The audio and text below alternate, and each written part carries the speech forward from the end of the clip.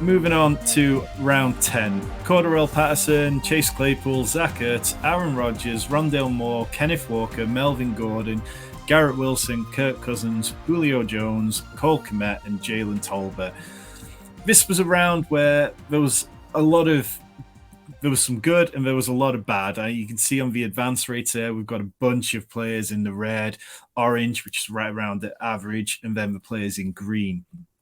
In terms of fantasy points over expected, this was a real minefield. There were a lot of players here who didn't give you their ceiling outcomes. The only players who really did was Patterson, but he didn't stay healthy, and then things tailed off towards the end of the season. Kenneth Walker, who hit the wall, and then Cole Kmet, who a lot of his performances were buoyed up by those big games. But Garrett Wilson really felt like he broke out, despite having atrocious quarterback situations.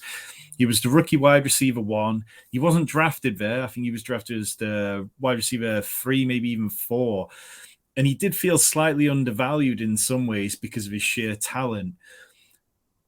What were your thoughts on his season? And let's just play the hypothetical. If Aaron Rodgers lands in New York, how early? Don't say these beautiful things to me. Another one, like Garrett Wilson, like I know at some point there would be a price that's too high to pay for Garrett Wilson. Like that is just how, like at some point he will score fewer points than Justin Jefferson. But I know the market won't price him there. I know they won't price him particularly close. And I know that he is extremely talented and will get an incredible situation upgrade. I assume there's just no way they attempt to run it back. Another one, I would just let the market beat me. You could throw out any ADP you want. I'm probably just going to tell you, I think the market has been lower than has been under what they should be on these players historically. We've seen wide receivers and especially young wide receivers really rise up on underdog. Maybe by the end of the summer, his price has adjusted. But like, I'd be shocked if his ADP in early best ball is not barring quarterback situation. Let's just say that holds constant or whatever, or we price in about what ends up happening. I would be almost shocked if he is not just higher in August than he is in April or whatever, because he's the type of player that we love to pump up. And I still think like maybe the August ADP, the September 1st ADP, maybe that is a point in which I'm not taking a ton of him, but I am guessing he opens as a player I am getting a lot of. Like you said, he was the best rookie receiver in terms of overall production. He had dominant target share and air yard shares. Even if they bring in competition for targets, I think that's clearly going to come out of a guy like Corey Davis or Elijah Moore, because those guys, Corey Davis is a fine veteran type of player. Elijah Moore, they just don't seem to like very much or don't seem to play very much. Like they literally played at one point Denzel Mims over him. They hate Denzel Mims. So Garrett Wilson's season was awesome. If he gets Aaron Rodgers, I'm really excited for Aaron Rodgers to throw a bunch of passes to Braxton Berrios because he just vibes with Berrios or whatever. I don't know. But Garrett Wilson's great. I'm going to have a lot of him. So his current ADP on early underdog best ball drafts is 30. He's the wide receiver 13. So he's kind of out in that early third round point. And that feels pretty palatable to me. Yeah, I feel like I could push him. You could argue as high as like wide receiver 10. Like I think 13 seems like a very reasonable median projection. We don't know what the quarterback play is going to be, but it just can't be as bad as it was last year. He dominated targets and air yards, like was great in both those metrics. So pie is getting better. His cut of the pie is great. 13 feels fair, if not a little light. It's it's up there, but I could go as high as 10, and he'll probably get to 10 by July or whatever. But until then, go. Let's move on to hopefully his future quarterback, Aaron Rodgers. This is one of his worst seasons in the NFL. Like his lowest passing yardage since 2017, most interceptions since 2008. Career low, 14.3 fantasy points per game. I think he only crossed the 20-point threshold maybe once all season, if at all. And if you drafted him thinking that you were going to get another MVP season out of him, you were sorely disappointed. Do you think that this is signs of real decline for Aaron Rodgers going forward, or do you think it was just Green Bay put him in a difficult situation to succeed this year? I mean, like, what is he, like 38 years old now or something like that? He's like pretty old, but I will say physically, I like watching him. He looked mostly there, still able to make pretty much all of the throws. I do think like to some degree, he was kind of checked out. Like he was not even missing throws, just like missing guys who were open, probably because like he sees Amari Rodgers, who eventually would be cut, line up out wide. And he's like, I'm not going to look out to the right side of the field on this play. How about that? So I think in a better situation, he definitely does better. He literally did not top 300 yards in a single game, and he threw 3 touchdowns once. Like, no ceiling, no floor, especially because he threw more interceptions, like you said, more interceptions than we'd ever seen by a mile. So I think things will be better, but do I want to be betting on quarterback changing teams coming off a bad season at his high 30s?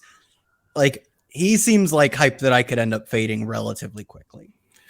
Okay, so another player who had a bad season, Jalen Tolbert. He was drafted as a wide receiver 55, going here in round 10. He had 3 targets all season, 2 receptions, and 12 receiving yards. He finished as the wide receiver 200. It just feels like there's no argument against it, but it was bad process that led Jalen Tolbert to being drafted so high. Michael Gallup was injured, but it never really sounded like the team were overly effusive about him. I think people just got caught a little too high on the rookie hype there and thinking, well, someone will have to catch it. When in reality, there was Pollard, there was Schultz, and there was CD Lamb, and there was enough options that Dak didn't have to throw to a rookie wide receiver who wasn't that elite coming out of college. Yeah, if I recall correctly, like there's like a little bit of hype at like mini camps or whatever, voluntary rookie workouts or whatever. Oh, this guy can make some plays. And then almost as soon as I got into training camp, it was like, oh no, this is not going well. This is he is not going to be on the field much this year. And that was right. And I think it's hard to draw much from optimism that coaches give because it's sort of easy to give out. They do it a lot.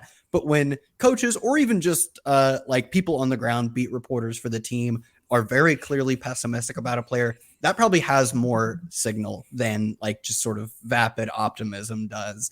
And it was very clear here. Like you said, he was a 3rd year, I believe, breakout at South Alabama. Is that right? I think it was South Alabama.